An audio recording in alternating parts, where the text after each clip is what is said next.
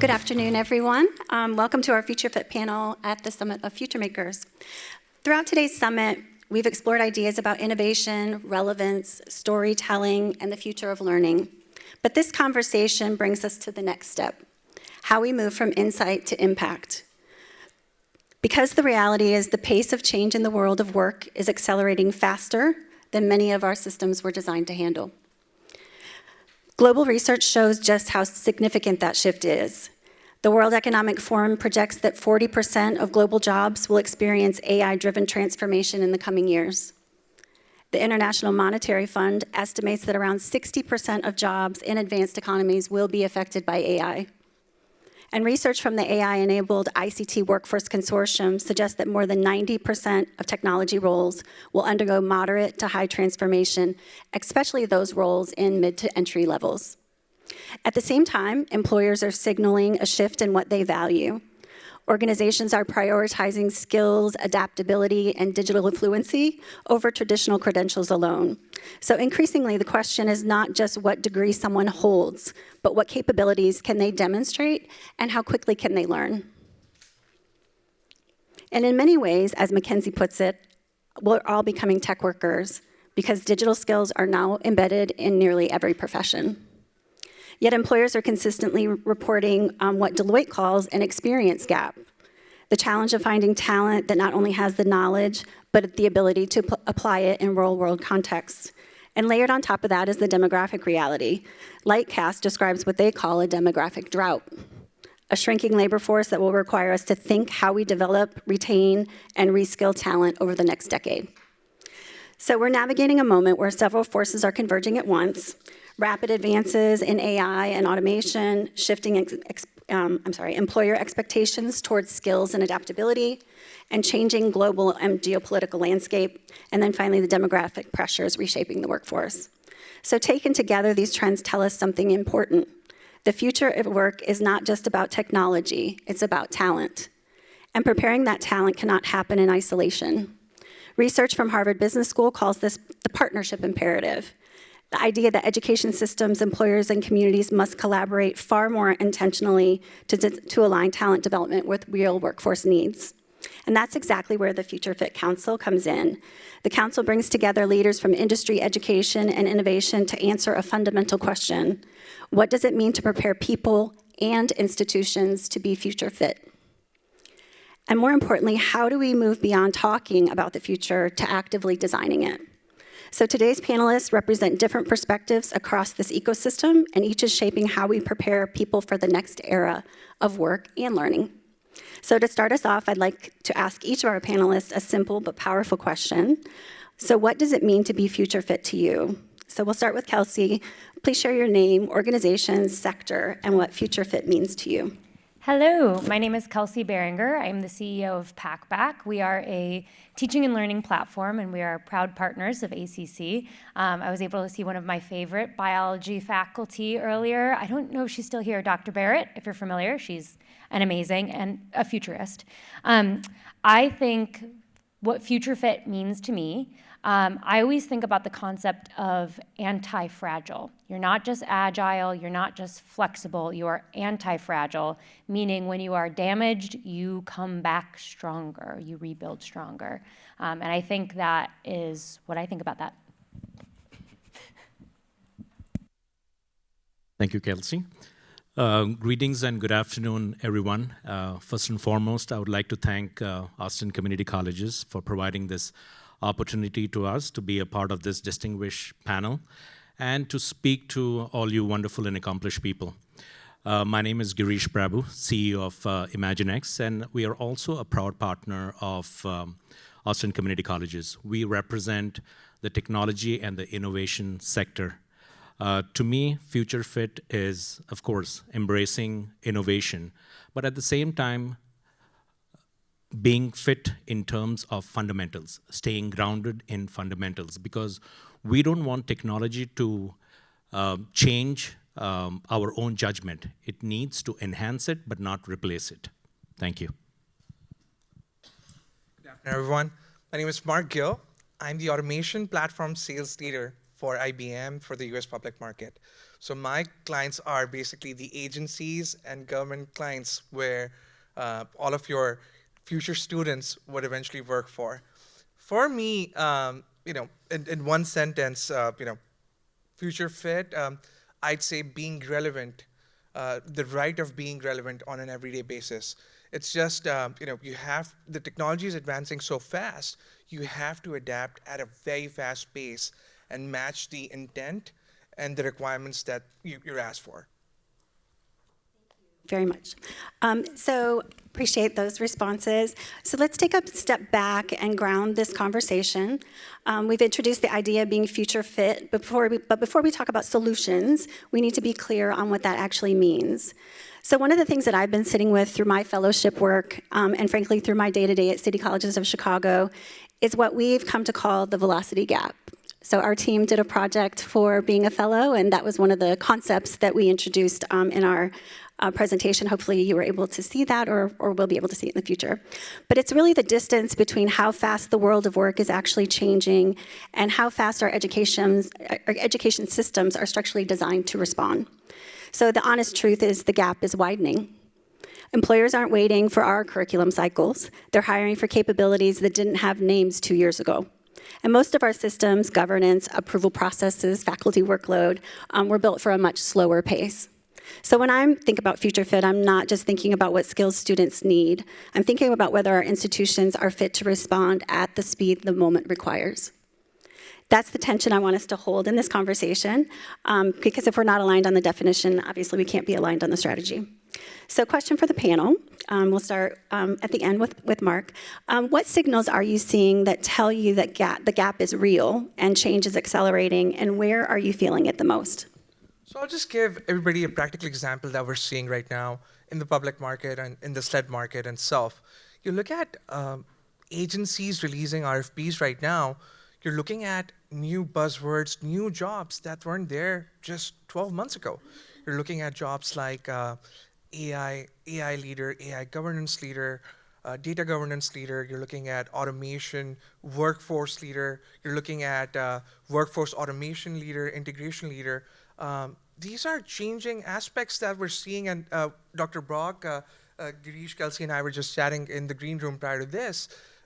Things are evolving really, really fast, and the requirements, I'd say, while they seem new on the paper, but the concept remains decades old. You have to adapt at the velocity that the requirements are, and obviously, communicate, correlate the changes to your job.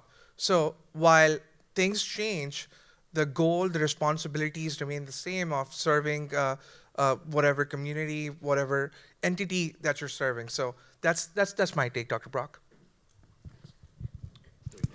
Thank you, Mark. Okay, so if I'm looking at one of you all the time, that means I'm not staring at you. I find you comfortable, okay? So it always happens to me when I'm public speaking. So to me, it's not the change of technology. The pace of change in technology amazes me anymore. It's the expectations. Because everybody's got AI tools. We all have access to information, so that's already in place. But what's changing is employers' expectations out of you in the workplace is changing very fast.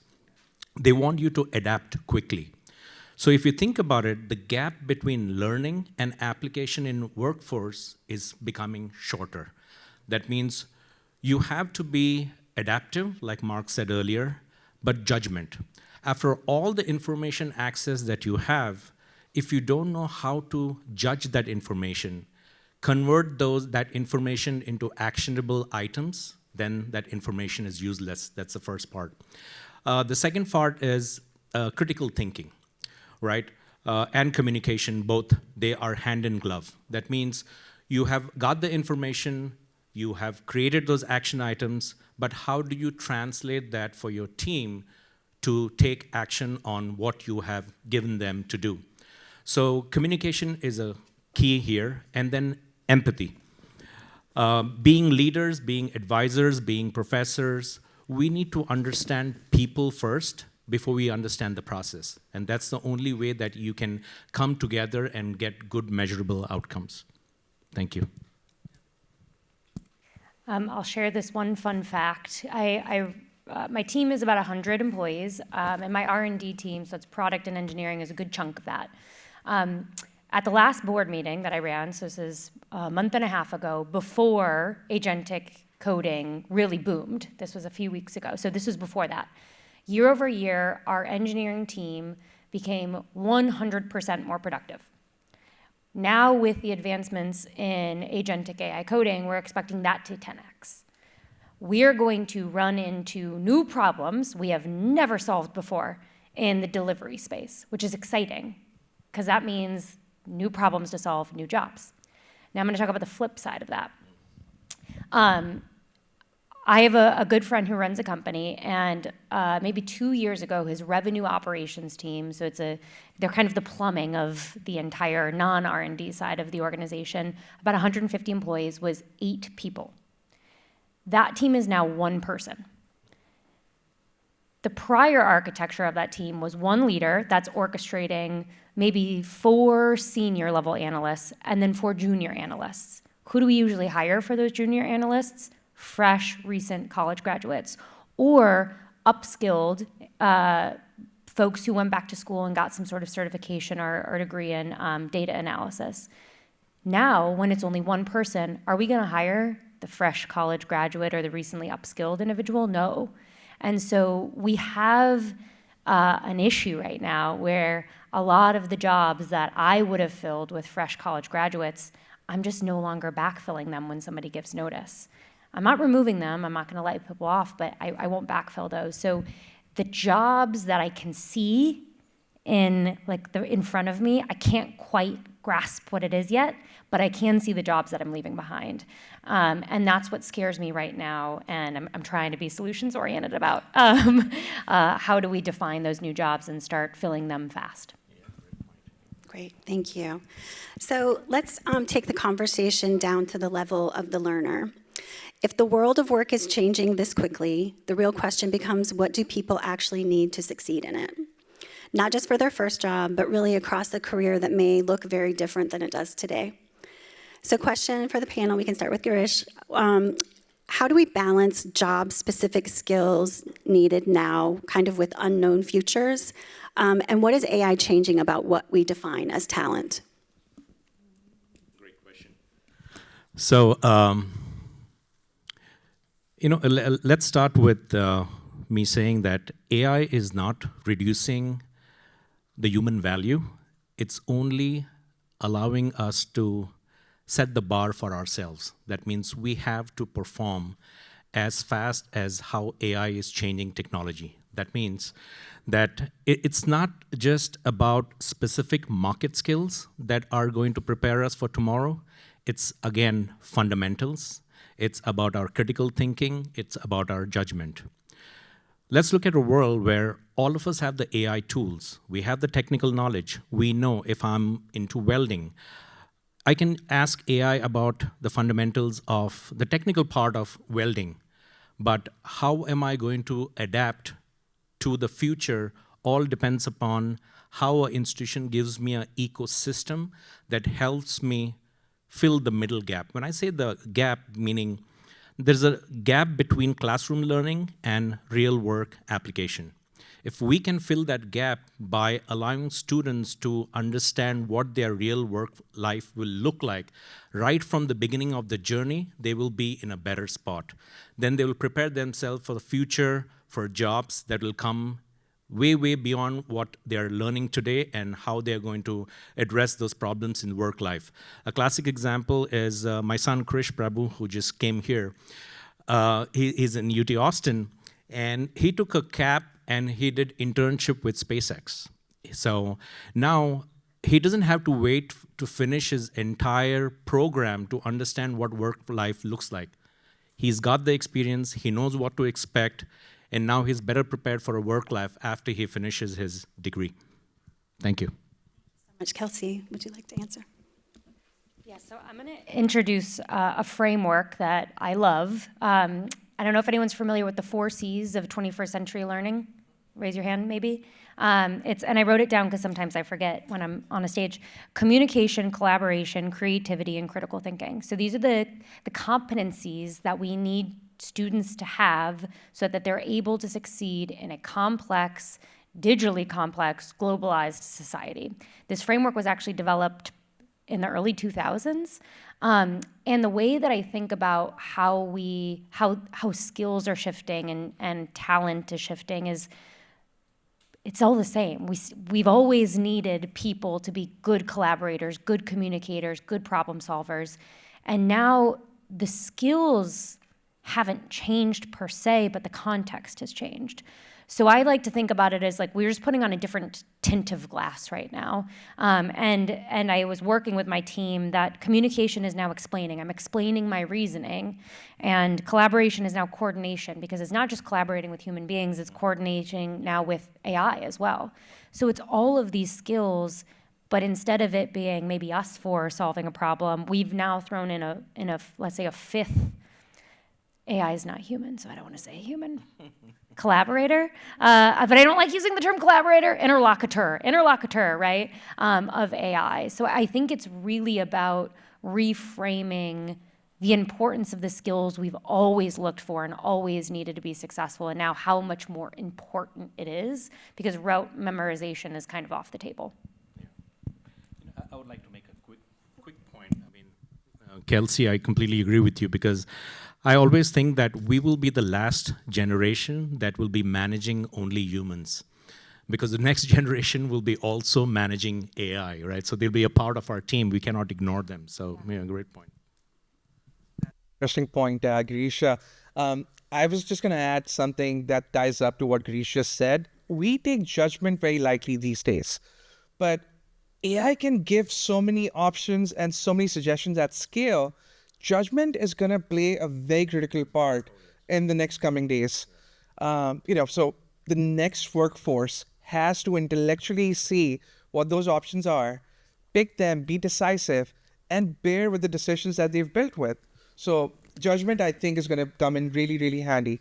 The other thing that I think is, and I'm gonna quote Dr. Brock here. Dr. Brock and I were talking in the green room, and she was like, Mark, I love ChatGPT. We collaborate together. So AI fluency is going to be critical. And I'm not saying just like the coding aspect of it or the programming aspect of it. How you collaborate with AI. How do you prompt it? How do you ask the questions? How do you ask for information? How do you digest that information? That's going to be a very critical part. I see some students in the room as well, so that's going to be a very important aspect. The other thing I want to highlight is trust. You have to build trust. It's an old school concept. Wherever you enter, a room setting or a public setting, you have to gain the other person's trust. And with AI playing such an important aspect, where the other person's probably gauged everything on AI, come in handy, come in prepared. You have to be ever ready for those situations. The other thing I'll say is system thinking. I think Girish pointed that much earlier. You have to critically think all the systems. How do the dots connect? How do you connect a larger ecosystem and tie out results out of it? So these are very old school principles, but they're gonna come in handy in the next decade. I'd say even the next 3 decades to come. Yeah, absolutely. Great. So I think that we're not talking about either or between technology and human skills, right? We're really talking about the integration of those. I love the idea of using AI, but you also need judgment and critical thinking to make sure it's not hallucinating and telling you something, that isn't true. So you have to know the subject matter, before you can judge the quality of the response. So we're going to move into education and industry collaboration. So we'll shift from the individual to the system. Because even if we know the skills and mindsets that matter, none of this works if industry and education aren't aligned. So I want to name something directly because I think it's where the real gap lives, and it's not really comfortable for for either side of the conversation. But most employer education partnerships, particularly when we're looking at those with community colleges, they're really structured still as advisory relationships. their industry comes in, they review our curriculum, once or twice a year, we talk with them, they, get a free lunch, and, then they go on their way, and we continue doing what we always do. But that's not really co-creation, that's validation theater. It's just validating what we think we know, right? So what I found, and what the research increasingly supports, is that the partnerships that actually move the needle are the ones where employers are in the room before the curriculum is even built. So not reviewing what we've built, but really shaping what is built and why. So this difference isn't just philosophical. It really changes the hiring signal. It changes student outcomes. And frankly, it changes how employers think about the institution as a talent partner and not a trainer. So the question to the panel, we'll start with Mark. What would it actually take structurally, not just in spirit, for your organization to be a co-designer, not just an advisor? And what would you need from community colleges to make that real? So that's a two-part question, so I'll answer one by one. I think there's a speed mismatch for sure. I'll be earnest when I say that. Academic institutions like ACC and the other community colleges in the room, everybody's on an academic timeline, and by the time the curriculum is vetted and the staff is prepared to execute, the technology is already advanced. So I've been in that room as a student. I'm like, this is an outdated technology that we're studying. So I'd say speed and velocity is going to be key for all of you in the room. We're all nurturing the future talent. So that's one for sure. And then I think being honest with each other as partners. I see Dr. Kehoe, Dr. Reeves, we have a very strong partnership with ACC, and we're pretty earnest what we're seeing in the market, the gaps in terms of skills, in terms of the future talent. You have to highlight that to the community colleges and the institutions that's shaping the future. So I think honesty is going to be vital as we proceed. And I think the whole structure, I've been vocal about this for a long while, ever since AI has come into the spotlight. I think education as a whole will have to change. If I were to hire, and I bet Girish and Kelsey would second that, I would want to see not only just a strong GPA on a diploma, but maybe a skill-based assessment as well, what the student can actually do. Because in the real world, onboarding takes about at least 3 months. That's a big investment on our side. If that's something education institutions like ACC and the other community colleges in the room could do for us, that saves us a big amount of money on the P&L side. And obviously the resource can be up and running day one. That's a big game changer. So I think that skill-based assessment, along with the education and academic side, would be a game changer in my eyes. Absolutely. Yep. Great point, Mark. So I'm going to start by saying that community colleges have a great advantage because they are the closest to economic reality. You are close to the learner who needs flexible pathways, right? They cannot follow a rigorous pathway. They have families, they have kids. They need these career pathways to be aligned with, based on how they can spend their time learning. Some of them are night learners. Some, do not sleep. So we've come across a lot of these cases. That's the first part. Second part is, because community colleges are cognizant about the challenges these learners have, they're in a better position to partner with industries to integrate and come up with a career pathway where these industry partners are there right from the beginning, which means that as an employer, if a talent pipeline is coming from Austin Community Colleges, since I was involved in the beginning, designing the course curriculum, I can absorb that particular talent pipeline, and they are meeting my requirements on the workforce. As Mark mentioned, degrees are important, and industrial partners are valuing degrees, but at the same time, they're asking the question that, okay, do they have the capability of applying that particular knowledge to real work-life situations. So that's going to be making all the difference in terms of partnership. We are working with one of the institutions in Houston. So these are not just words. These words are already put in action. So we work with energy companies, where the energy companies are also part of this designing of the course curriculum, and they're paying for it, they're sponsoring for it. So they have vested interests. So at the end of those career pathways, they have a good pipeline. Yeah, Great. Thank you. Kelsey, I'm going to switch it up a little bit for you. Yeah. I want you to talk about where you think we still might be misaligned, and what would you do to redesign that pipeline? Yes. So this is something that my director of product says all the time, and it really makes you face urgency. And I'm gonna yes and what you said about speed. Artificial intelligence as an industry is doubling in capability every 6 months. It has unlimited access to capital, and its only incentivization is to be more human. So the speed at which we must act as folks in education to continue to be relevant and provide value is insane. And I don't know if we're ready for it. And I cannot tell you how many times I go to a conference and we talk about the biggest threat being data privacy, or students losing confidence because they're, someone thinks that they're cheating with AI and then they drop out. No, we're talking about the total collapse of the higher education system is what we're facing. So the urgency is absolutely wild. If you are creating an AI literacy program where the first, module is how do you prompt engineer, that's already depreciated.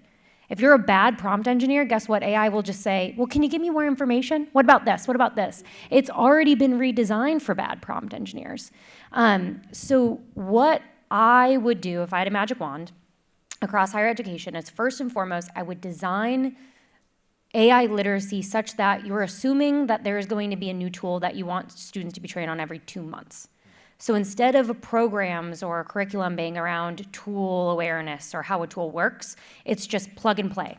The first module is go find me the most recent AI development and come back to me, and then we're gonna have a discussion about it. It is built upon being dynamic, there we go. That would be one thing. And the second thing would be AI literacy cannot be a micro-credential. It cannot be a course that's required for all freshmen. Again, that's just not innovative enough and it's not urgent enough.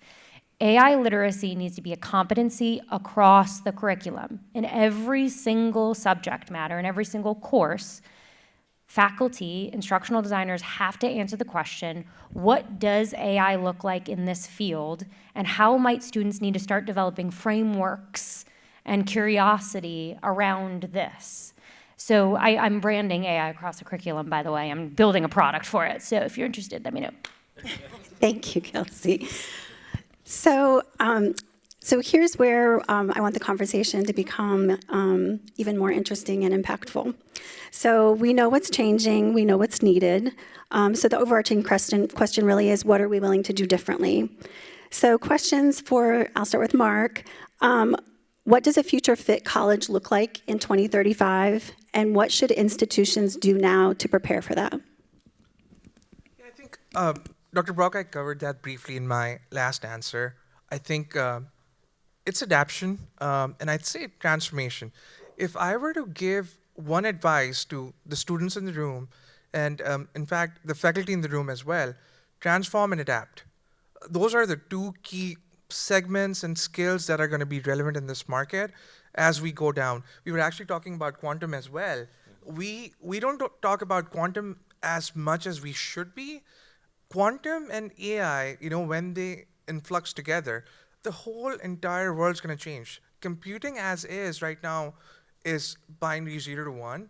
And then when quantum does come in 2027, generally publicly available, those boundaries will go away from 0, 1 to infinite possibilities.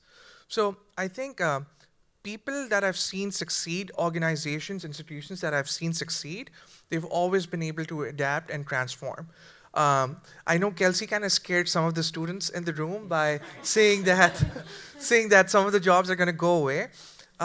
We do believe in repurposing, and I think that's what a lot of the public institutions do as well.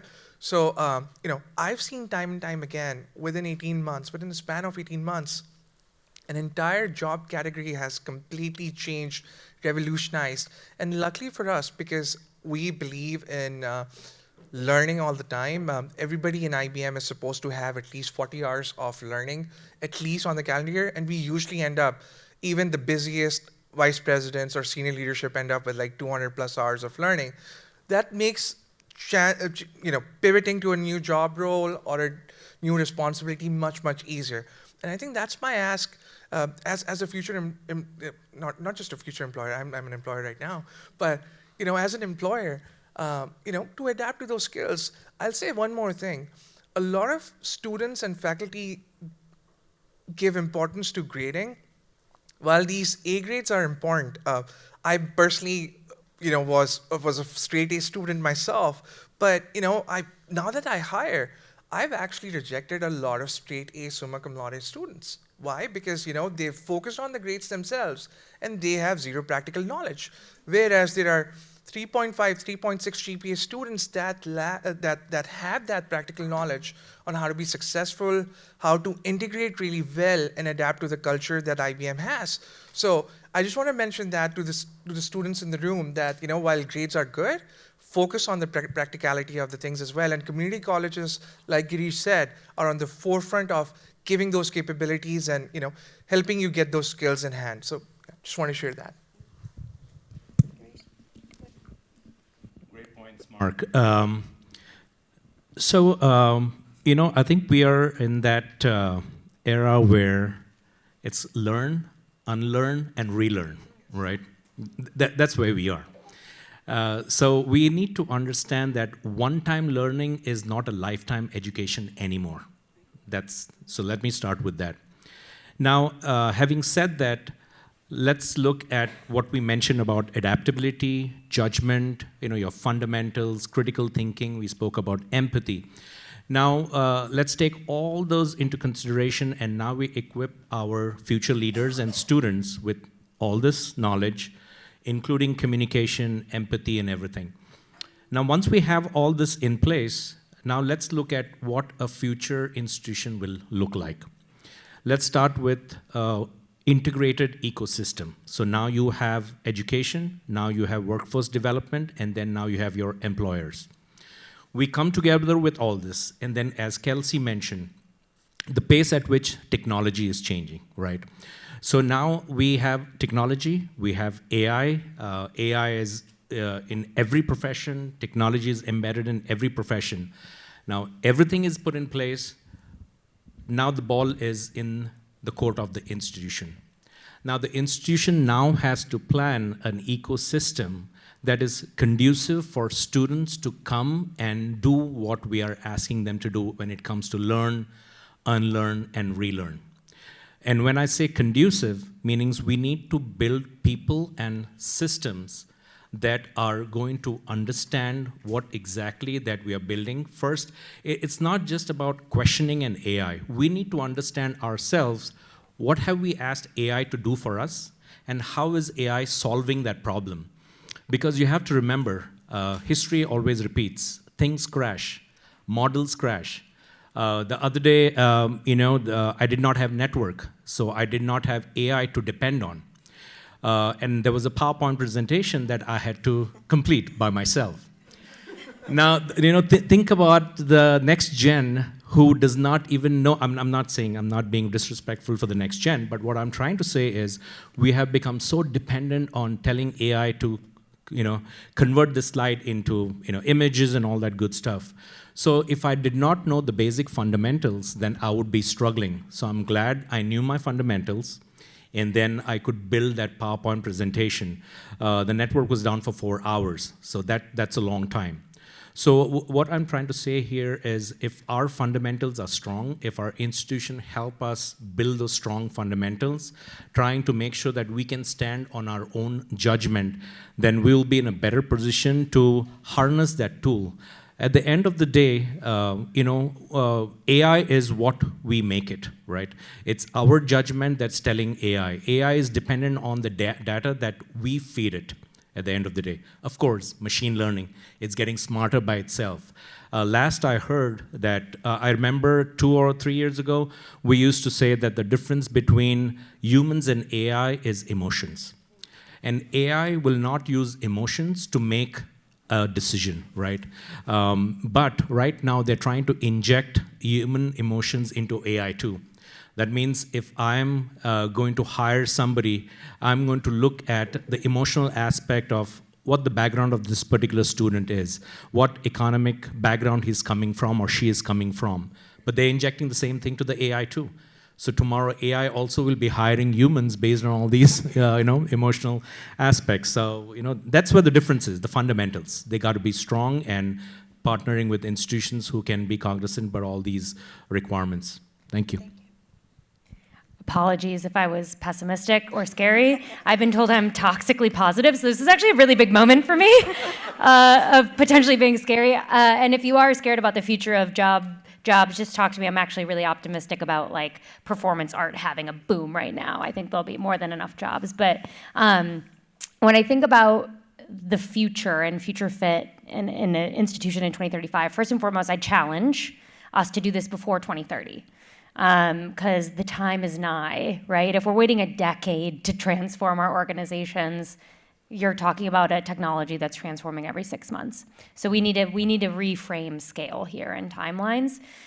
What I would love is to see institutions, and this goes for organizations as well, for my organization, to have a strong and unifying and motivating vision that has nothing to do with AI.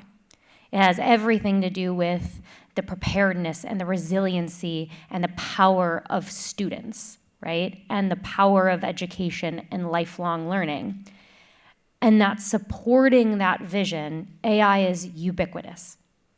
It's not a what's our AI vision, what's our AI strategy, it's what's our purpose and our mission as an organization, and that it is just table stakes, that AI is pumping through the veins of every single program, every single project, and it doesn't even feel like a thought or an activity or a thing on your to-do list, right? Does AI feel like a thing on your to-do list right now?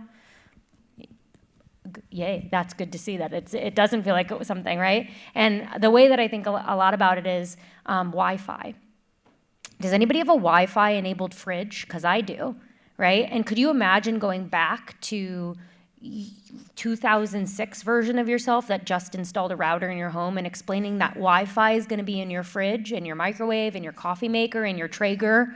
I'm using a lot of food analogies right now, but I genuinely think that's how we need to start thinking about AI. It has to be ubiquitous. It has to be a tool in a tool belt. It has to be the way that we achieve solutions and solve problems. It's not a problem to solve. I think that's where community colleges obviously fit in, right? We're very student-centric. AI is not in our mission, but students are, so that if we keep that in mind. So I just want to kind of expand on kind of the insight to impact thought.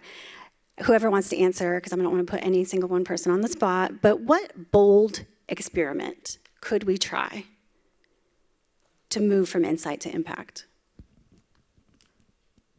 I can take this one. So I think going forward, I think everybody in this room will have to be disruptors. We're looking at a strong paradigm shift to where everybody's challenging the status quo. I want to give Elon Musk as an example. When he was just coming to Bastrop, and then I think the numbers that he was given was we're gonna execute, we're gonna deploy in 2 years. He said, no, that's not happening. I want this done in 6 weeks, and lo and behold, he proved out to be right. So we have to challenge each other in the room for the greater good of society, for the greater good of community. I want to actually quote Wall-E. How many of you in the room have seen Wall-E? I love Wall-E. And then, so you look at how the world turns out. The future gets advanced to a point where everybody's dependent on technology. and then we just lose sense of reality at times.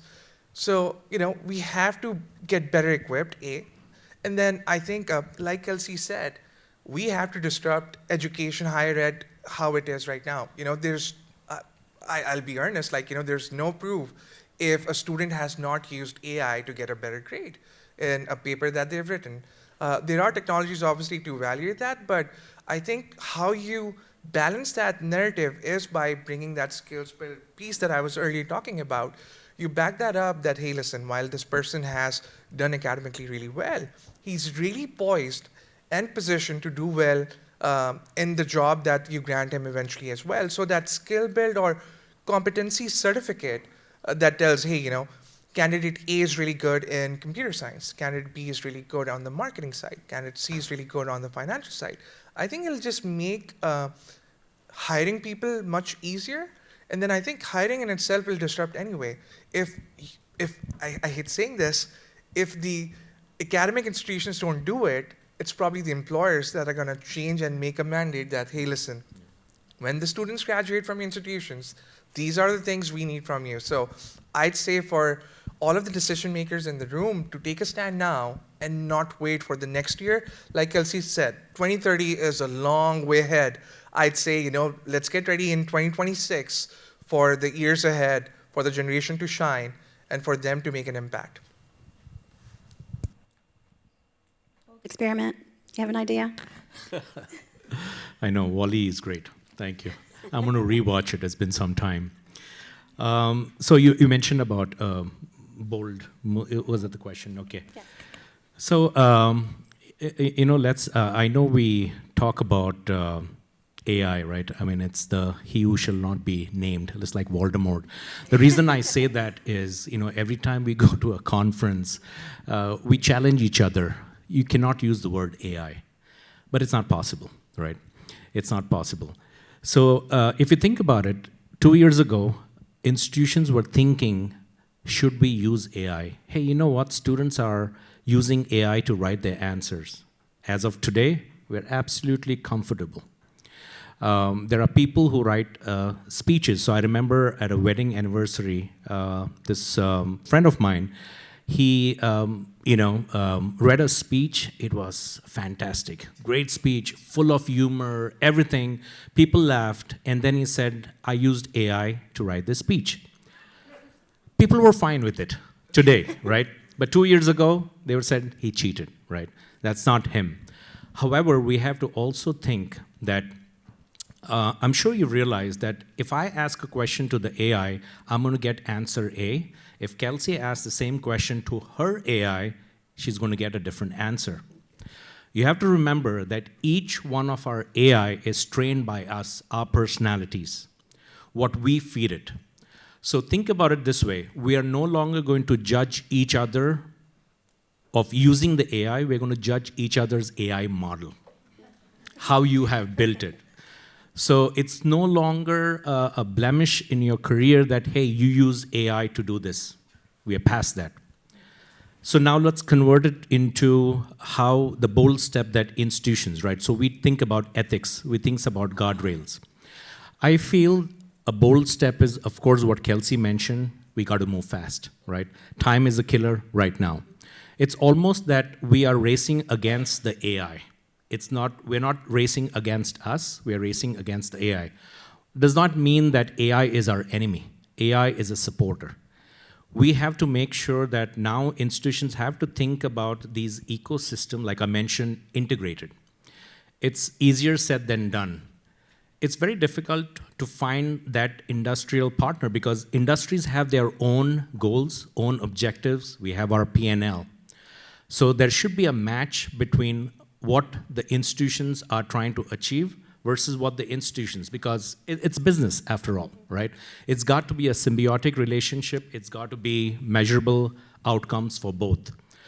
So we have to outline all these ecosystems, all these pathways. It's got to be done fast. We got to keep up with the pace of the technology. There's a lot to be done. And at the same time, trust. You mentioned about trust. That reminds me of a post that came up recently, and I think it's going on LinkedIn, where he asked the AI, "Is this mushroom poisonous?" And then the next scene is his tombstone, and then the AI is saying, "Oops, I'm sorry. Let me do a research on this particular mushroom and give you some more information," but the person is already dead, right? So in other words, trust becomes a key factor. So again, it's our AI box versus yours. Same thing to do with institutions. Institutions will have their own AI model where they're going to use to train and get their students and learners and faculty. Let's not forget faculty. Let's not forget your advisors, your service people, IT, everybody. We are all in this race together. Thank you. So, of course, I sit in the teaching and learning space. And I think something big and bold that an institution could do today that would make people mad, but it could work. We no longer accept academic infractions for suspected AI use in student work.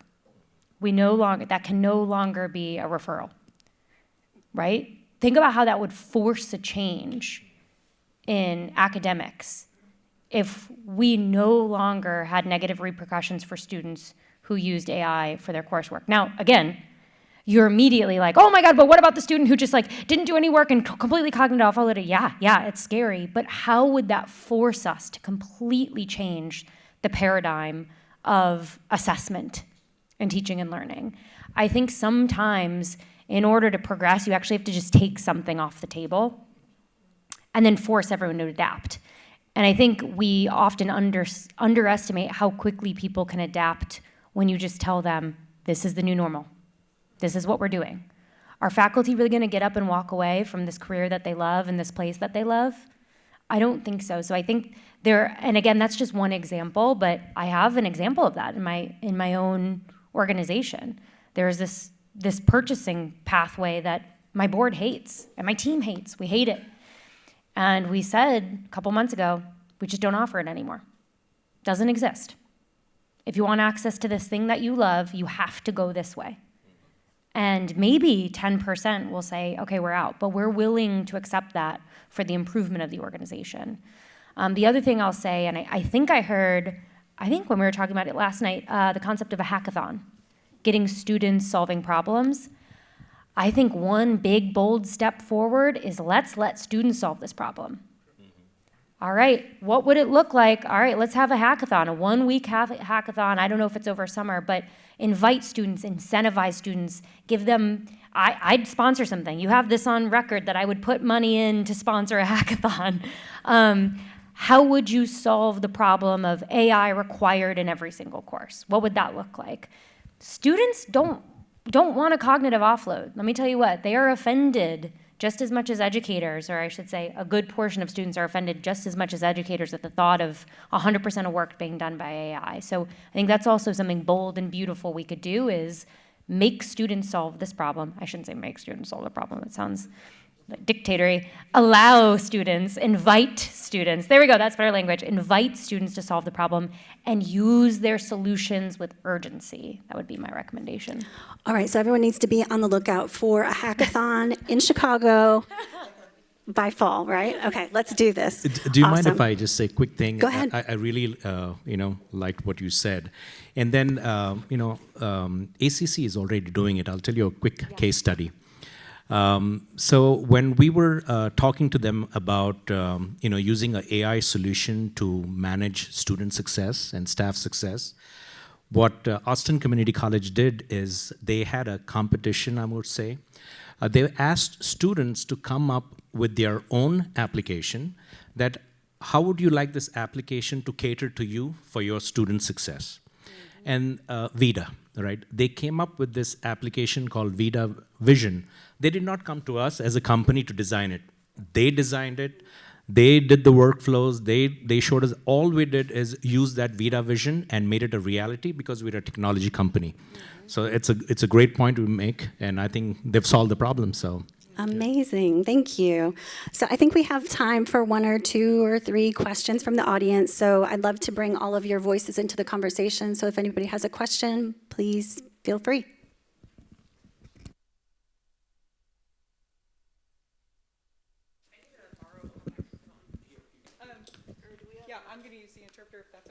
No? Okay.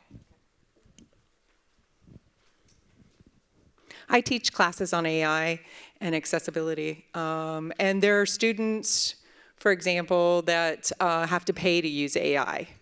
If they don't pay, they can't get the good quality answers and responsiveness that they want. So what do you suggest for that inequity that they're experiencing and for the students who can't afford those expensive systems and programs? I think I can take a crack at it first. So that's a pretty good question.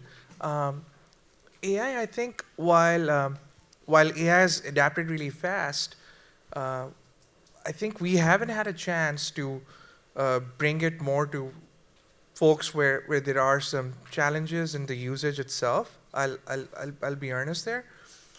But that being said, there is work being done.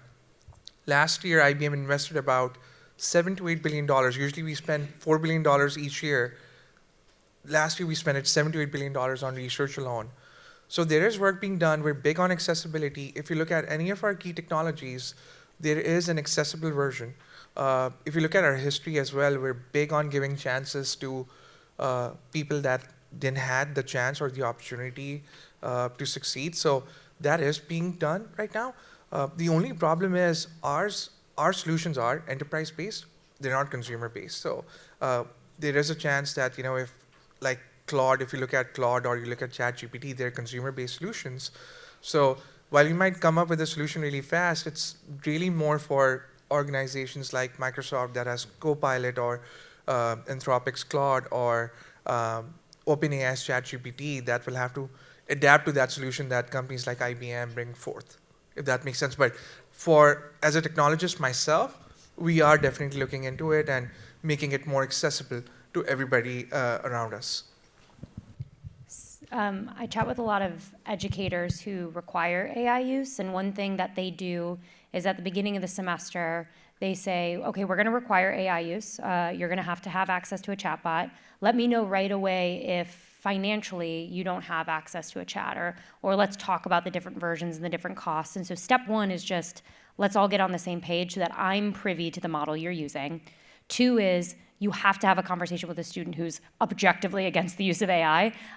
It's a tough love moment because you're like, hey, I need to prepare you for the real world, and this is the real world. But let me tell you, there are students who are offended at AI. They're annoyed that this is now a part of their life. And sometimes I even dream of my days back in 2021 before my family just asked me about Gen AI all the time, about chat. But I think what's even more important is assessment design. Because if you're designing an assessment as an educator, that is, what is the quality of this product that is co-created with AI, we've just assessed the wrong thing. Because what you should be assessing is the quality of the process. And regardless of what type of model they might have access to, depending on their financial situation, I want to be assessing, as an educator, the process. So I would say let's make sure that the assessment quality and the grade available to a student has nothing to do with the quality of the product or the quality of the model, and everything to do with the actions that a student takes, the judgment that a student makes, and that reflection along the way. I love a reflection-based exercise after an AI assignment. I'd like to just second Kelsey on this. I think I covered the technical accessibility piece on, folks that maybe cannot see and how do they use AI. The financial aspect of it, IBM has a concept called Skills Build, where now I'm trying to work with ACC to introduce it as well. So students at ACC can get certificates from Coursera that are usually $100, $200, maybe even $500 for free. They can use all of our technology, softwares, use sandboxes, get hands-on training for free. So just want to mention that piece. And like that, similarly, I know Microsoft for a fact, I don't know if there's student ambassadors here on campus or not, but I want to give you guys my example. My family I come from a very humble family. My brother was a campus ambassador. He now is an IBMer in the consulting team. Technically, he's left now to pursue a master's in Germany in AI, but Microsoft does the same initiative. Students can use licenses to whatever their needs are. So the financial aspect, if I can answer that is being addressed by a lot of technology companies. And at the end of the day, we want to give back. We want to enable those students because, we see that future talent. Those are future IBMers, future Microsoft employees, future employees for my panelists as well. So yeah, that I do want to cover. And then every corporation that I know does have a student discount for sure. You look at companies like Canva, they have a student discount. You look at companies like, I think I'm pretty confident OpenAI and Anthropic offer the same thing. But yes, I think it's going to be more and more relevant as the time comes. But accessibility is a definitely top of mind topic for us employers. Okay, let's see. We'll go Susanne and then Dr. Darden. Hi, for Kelsey. Your idea of taking AI and fractions off the table is really interesting as someone who is frustrated by seeing the use of it. And my question is, has anyone tried this, and if so, what has been the result? Okay, so it's beta. It's very, very beta, but my head of R&D, she's a former special education teacher. She joined Packback actually on our delivery team, working with, maybe she's worked with ACC, if you know a named Barbara. But she interviewed faculty from December through January, and the faculty were either, I want to require the use of AI because I want to make sure my students are prepared, or I am so tired of fighting. I hate AI, but maybe this is my only route out, is that I just have to face it. Like I have to fight my dream version. And so she built a product that basically requires the use of AI. It's students writing an essay collaboratively with AI, and then what an educator is actually grading is the chat history and the post-reflection. And both spectrums of educators have really positive feedback. They, of course, have constructive feedback on, how can we make this tweak or this tweak. So I've seen it work very small scale. I have also seen institutions say AI detection is banned. That is something that I've absolutely seen happen on campuses, and it just forces a different conversation at the start of the term. It forces different assessment design and evolution of assessment. Now, are there still referrals happening when an educator thinks that something is done 100% with AI and there's been cognitive offloading? Yeah, absolutely. I haven't seen an institution say no referrals yet, but if anyone wants to be the first, I will do a case study on it. If I may. Okay. We have a question here, and then we have time for one more, so then we'll go down to the front. Hi, I'm Mary, and I know things are changing so fast, and I know it hadn't been around a long time, but as much as you all work with AI, I'm curious to know what has been your biggest surprise, or if you don't have one of those, concern or even scare along the way. That's a great question. So again, I was talking to Dr. Brock. I was telling her, I just came back from Vegas last night. So we were in this leadership academy where IBM being a technology company, we were forced to be hands-on with technology itself. So this is a real-life example. So they gave us our What's Next orchestrate solution, and they were like, you're going to build an agent within 15 minutes. So I was able to build an agent that my team wants to use. Within 15 minutes, it could tell the pricing delegation, the pricing place, pricing approvers, pricing do's and don'ts, how to get that certain discount approved within the corporation. I'm going to be earnest. I have a few early hires in my team, and it took them at least a month to grasp all that information. That chatbot, and I named it Cooper, Cooper could answer questions within 15 minutes. That probably took me a year to understand, hey, these are the pricing plays, because pricing plays change every year based on the market demands.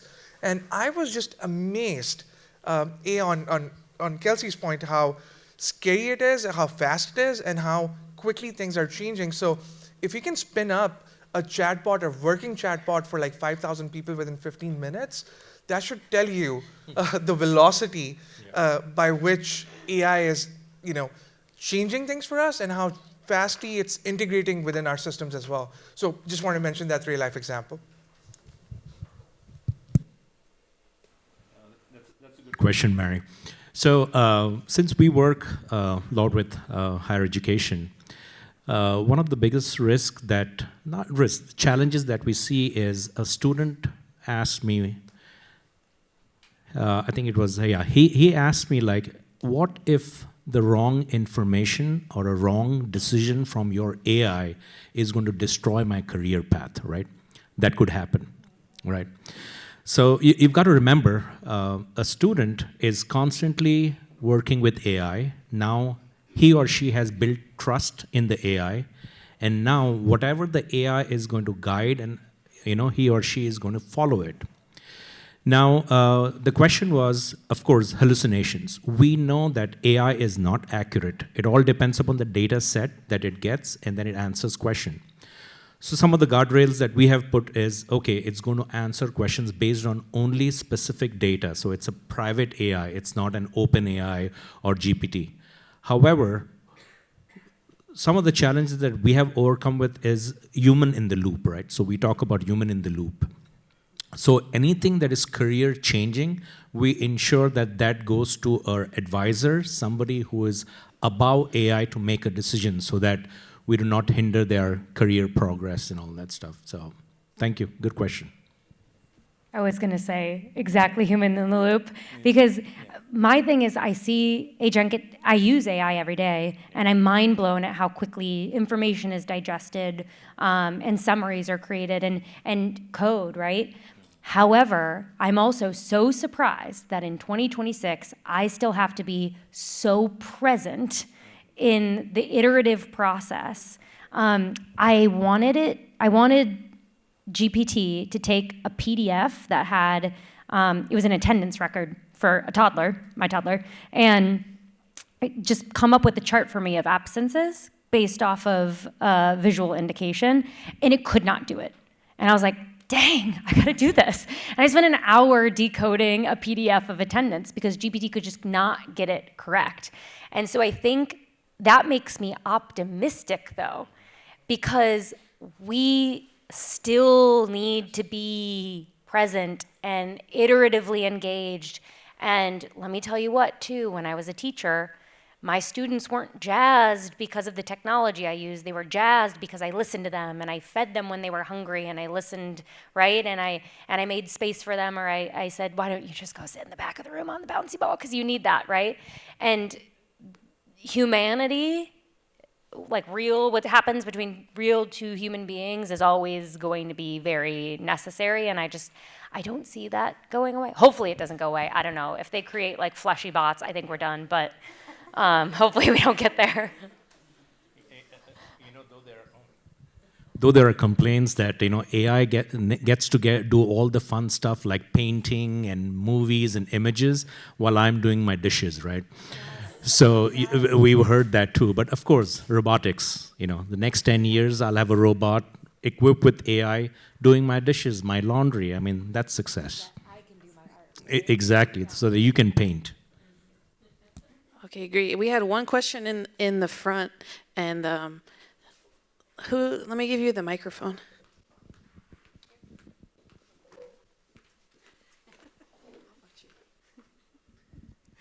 Thank you. I appreciate it.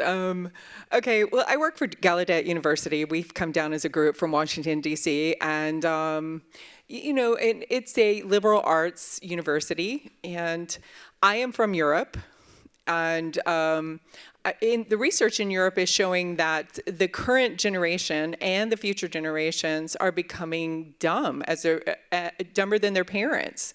For 150 years, our parents have wanted our kids to be smarter and brighter, wiser, better versions.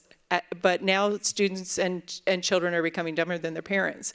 So in Europe, we're seeing the schools in Finland and Sweden have stopped using technology in the classroom at all. They've completely removed it. They're going back to old-fashioned paper and pen, and it's kind of fascinating too that. And they're, for literacy purposes, they're readdressing it. So I guess I'm wondering what that means for small liberal arts colleges and universities. Do you think it's a good thing with AI? And, do we need to develop more, critical thinking? And I'm wondering what your opinion is related to that, and if AI is a good thing or a bad thing for the liberal arts universities. I can take that. So, it's a great question, because I would say we can still use AI. And I'll tell you how we can, in my opinion, you can still use AI to create these curriculums to teach them the fundamentals, right? Let's not use AI to answer the questions, but we can use AI to create those courses, those curriculums that can help them strengthen their fundamentals, their critical thinking. So all these basic fundamentals, AI can still design. Don't answer the question, and let them still do pen and paper, but let's use AI to look at the paper and give the results so that you can focus on what you want to, the measurable outcomes that you want to accomplish, and then let AI do the mundane and repeatable things. That's what I would say. I also want to say what you're experiencing is real. It's the Flynn effect, was the increase of IQ over the last several decades. That's because of context and culture. Access to education became more and more available, right, and scaled.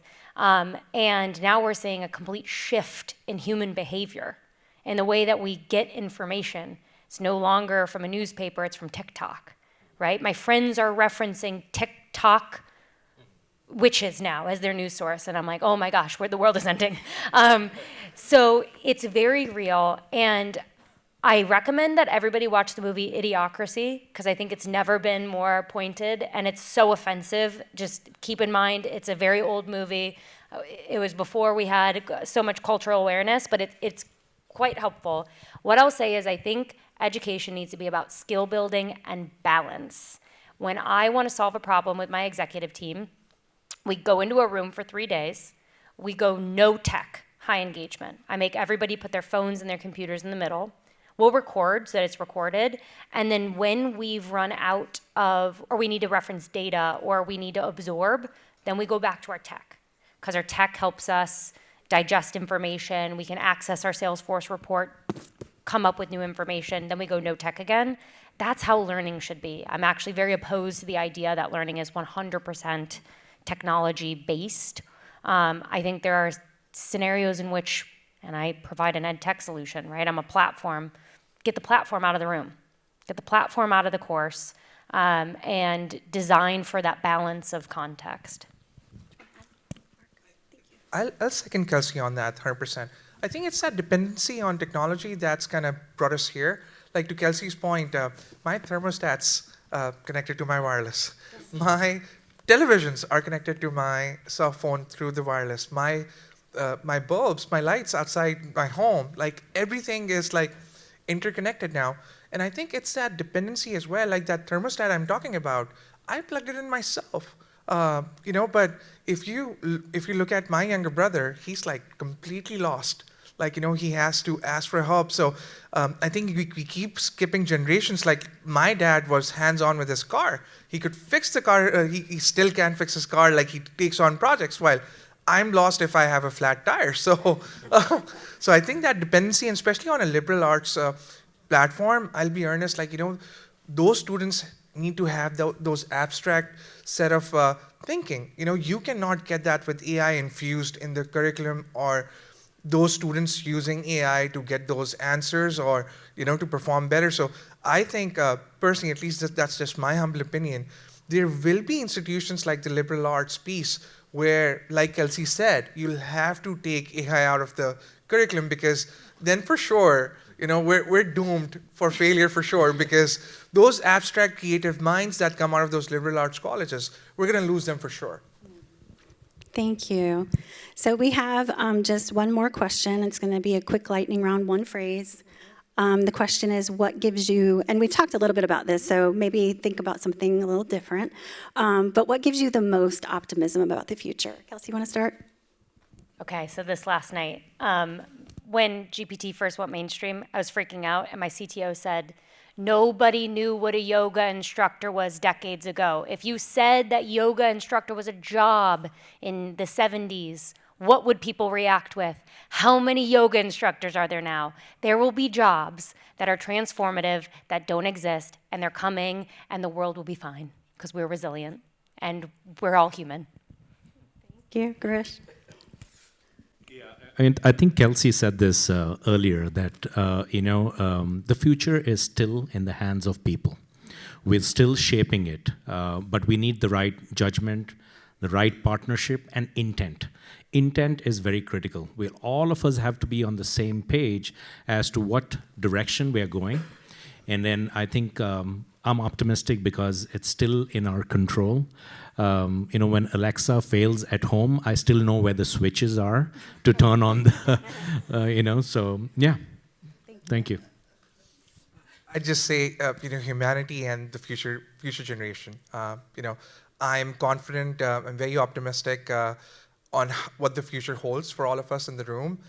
I see Girish's son out here, this generation, they're blessed to have the learning avenues that they have on their onset. They can go to YouTube and learn super fast how to fix a car, how to fix the microwave. Anything is possible as long as you're willing to do that. Now you can use AI as well to make concepts that probably needed a professor or an expert to answer. You can literally ask and prompt ChatGPT or Claude, hey, explain this to me if you would explain it to a 5-year-old, and they would make that concept so much linear, so much easier to digest and understand. So I think this generation will surprise us for sure. And I'm very optimistic what the future holds for all of us. And I think it's all about the intent, like Girish said. How we use it, how we ingest and utilize that technology, that's in our hands. But I'm pretty optimistic that the future is going to be bright, and it's going to help our community overall to get ahead. Thank you. So one of the things that we've learned over the last year in AFM is that certain uncertainty isn't the problem. It's the condition that we have to design for. So the institutions that will lead aren't the ones that predict the future perfectly. We've learned that as well. But they're the ones that build the capacity to adapt, respond, and evolve. So the question isn't really what's coming. It's, are we ready for what comes next? So I want to thank our panelists and to all of you for being engaged in this conversation. Thank you.